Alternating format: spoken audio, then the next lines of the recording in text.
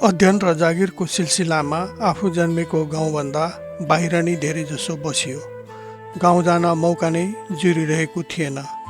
करिब 20 वर्षपछि सन् 2022 को डिसेम्बर महिनामा बल्ल गाउँ जाने मौका मिल्यो।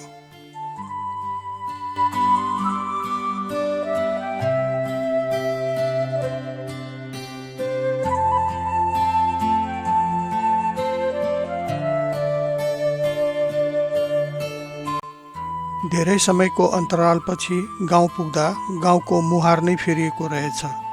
मलाई चिन्ने कति गाउँले अनि नातेदारहरूको मृत्यु नै भइसकेको रहेछ। कति गाउँले नयाँ पुस्ताहरूले मलाई नै नचिन्ने रहेछ।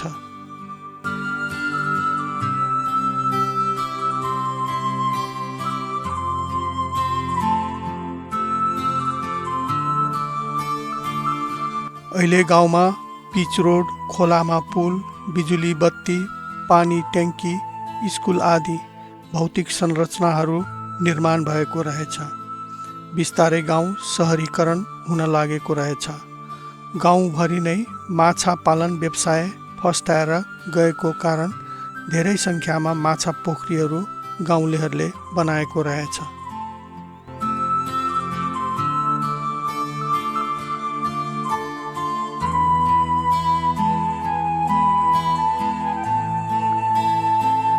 गाउँमा गुम्बा निर्माण हुन लागेको रहेछ। यो देख्दा निकै खुसी लाग्यो। मेरो बुबा काकाहरूले गुम्बा निर्माण गर्न जग्गा दान गर्नुभएको धेरै समय नै भइसकेको थियो। विभिन्न कारणले गर्दा गुम्बा निर्माणमा ढिलासुस्ती भएको अवस्था म गाउँमै हुँदा देखेको थिएँ। मैले यसपटक सन् 2022 को डिसेम्बर महिनामा निर्माणाधीन गुम्बा भवनको फोटो र भिडियो लिएको थिएँ।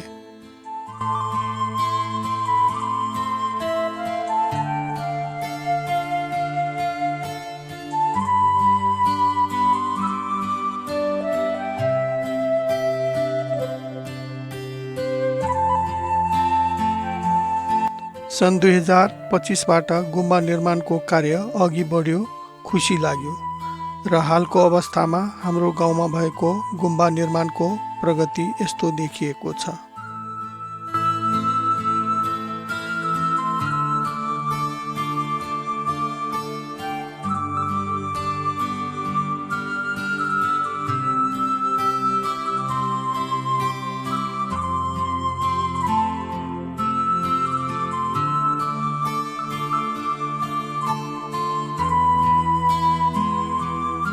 गुम्बा निर्माण पश्चात भविष्यमा बौद्ध धर्म गुरुहरूबाट गाउँमा भगवान बुद्धको शिक्षा सबैमा पुग्ने विश्वास राखिएको छ।